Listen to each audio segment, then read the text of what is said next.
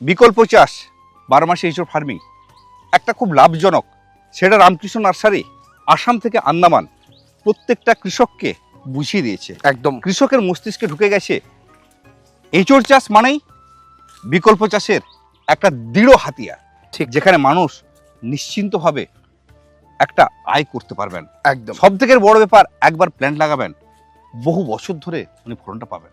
ঠিক। কিন্তু বাস্তব ক্ষেত্রে আমরা কি দেখলাম, গাছ মানেই ফল না। যেখানে বিপুল পরিমাণ একটা চাষির খুব আশা নিয়ে এই এঁচোড় ফার্মিং এর দিকে আগাচ্ছিলেন, সেখানে রামকৃষ্ণ নার্সারির শ্রীকান্ত দে আমি অবসর নেওয়ার পর মার্কেটে 5-6 মাস একটা গ্যাপ তৈরি হয়। সেই গ্যাপের মধ্যে কৃষক বিভ্রান্ত হয়ে পড়ে। এই কৃষকরা চতুর্দিকে ছড়িয়ে ছিটে যায় একটা ভালো চারার আশায় এবং তার সাথে একটা ভালো পরিষেবার আশায়। সেখানে গিয়ে কৃষকরা বহু সমস্যার সম্মুখীন হয় এবং প্রচুর বিভ্রান্ত হয়ে পড়ে।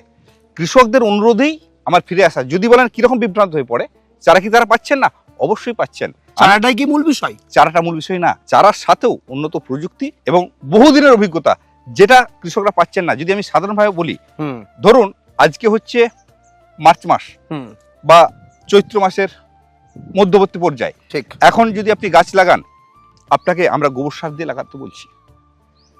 কোনো কৃষক যদি জ্যৈষ্ঠ মাসে গোবর সার দিয়ে গাছটা লাগান, গাছটা অবশ্যই শিকড় পচা লেগে মারা যেতে পারে। গরমকালে দিতে বলছেন, আবার গরমকালেই পচে যাবে? গরমকালেই পচে যাবে। একই সময়ে দুটো জিনিসই হওয়া সম্ভব না, বৃষ্টির কারণে গোবর রস ধরে নেবে, হ্যাঁ। সেই সময় গোবরটা দেওয়া যাবে না। এই অভিজ্ঞতাটা নেই, তার ফলে কৃষক সমস্যায় পড়ছেন। হুম। আবার ধরুন আমাদের বাঁকুড়া মাটি, হ্যাঁ। বাঁকুড়ার মাটিতে যে পরিচর্যা হয় হ্যাঁ। বা যে ফলনটা হচ্ছে, নদিয়ার মাটিতে বা আপনি যদি কুচবিহার যান, হ্যাঁ। সেই ফলন আসবে না। তখনই ফলনটা আসা সম্ভব। প্রত্যেকটা মাটির ক্ষেত্রে আলাদা আলাদা পরিচর্যা হবে।